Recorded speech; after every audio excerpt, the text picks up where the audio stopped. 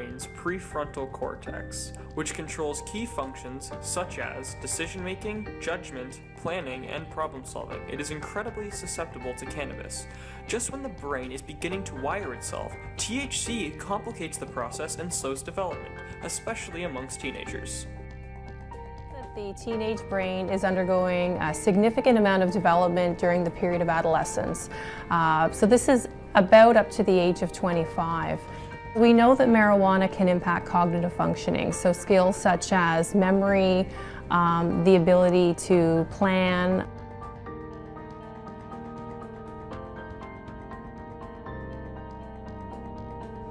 It's affected my life negatively, but positively at the same time. It makes me feel happier, but it also affects my brain poorly. I'm not as fast anymore. Researchers looked into the health ramifications of smoking marijuana every single day for 5 years. Now, this is important to do because, as you guys know, since marijuana is a Schedule I substance in the US, that's hindered a lot of research into the impact that it could have on your health. But this 5-year study did find a negative impact of marijuana that I want to share with you. Now, the researchers examined data on the marijuana habits of nearly 3,400 Americans over a 25-year period.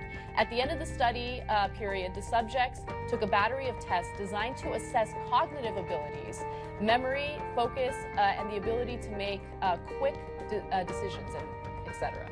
So the study found that people who smoked marijuana on a daily basis for a long period of time, 5 years or more, had poorer verbal memory in middle age than people who didn't smoke or who smoked less.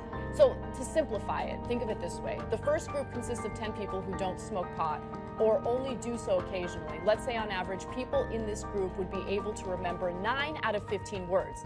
The second group consists of people who smoke pot every single day over a period of 5 years. On average, they'd be able to recall 8.5 out of 15 words.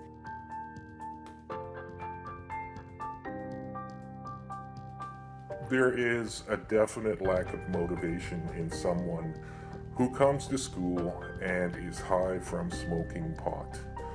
If they're regular marijuana users, that further curtails motivation. There's lots of studies out there that back this up. There's a certain amount of lethargy that comes about as a result of smoking pot. Not as sharp thoughts that you may think you're thinking, you don't write down.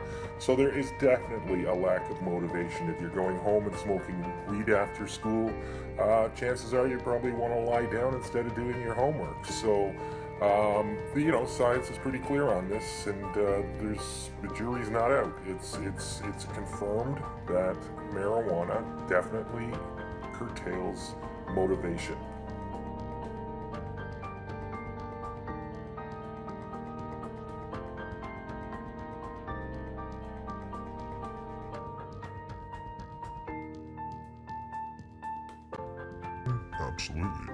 Absolutely, it's an addiction.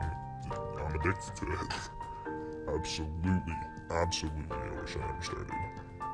I don't think anyone wishes they didn't.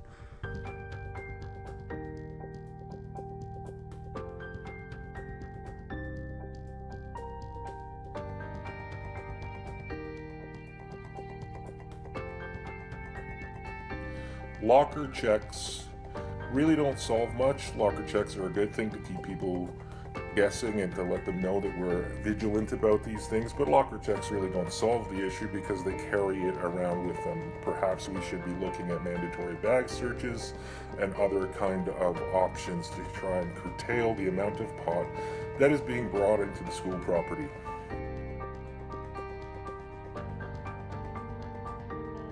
The mistake that people make when they've smoked pot is that they think they're trying to be normal. They try to act normal, but they have no idea what normal looks like. They in turn end up acting very unnormal, so you can tell at that point whether someone has been smoking pot. It's just not about the smell, it's about the mannerisms, it's about eye contact, it's about everything that they do, and I most certainly can tell.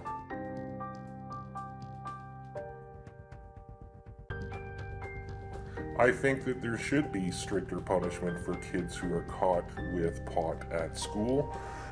School is a place for learning.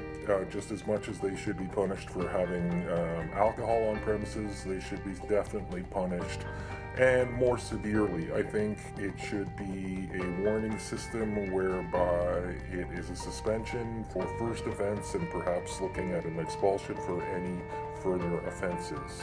This is regarding a 20-year study that was published in the scientific journal Addiction. And the reason why this is a very relevant study is because obviously it's a long-term study. It started in the early 1990s. And what they wanted to look at is whether or not there's been any type of changes in the type of marijuana and whether or not it has negative or adverse health consequences for people who smoke it regularly. Now, first of all, let me note that the majority of studies that were done on marijuana that were credible happened in the 1970s. And two things have changed since then, okay? So I'm going to tell you those two things. Recreational cannabis use has become almost as common as tobacco use among adolescents and young adults, which means there are simply more weed smokers to study. So that's relevant. And also, today's weed is about 4 times as strong as it was 30 years ago. A meta-analysis found that recent cannabis use, indicated by THC in blood or self-reported cannabis use, doubled the risk of a car crash. Basically, if you're smoking weed and getting behind the wheel, it's a really bad idea. It could happen that you become dependent on it. So the study says 1 in 6 people who start using cannabis regularly in adolescence develops a dependency, compared with around 1 in 10 who start using it as adults, okay? And then they also talked a little bit about what marijuana could do to your IQ if you start smoking it at a younger age. If you're young, if you're an adolescent smoking marijuana, it could have negative impacts on your learning skills, or your learning abilities, I should say. Increasingly sophisticated studies since 1993 have consistently found deficits in verbal learning, memory, and attention in regular cannabis users. These effects on IQ were found only in the small proportion of cannabis users who initiated in adolescence and persisted in daily use throughout their 20s and into their 30s.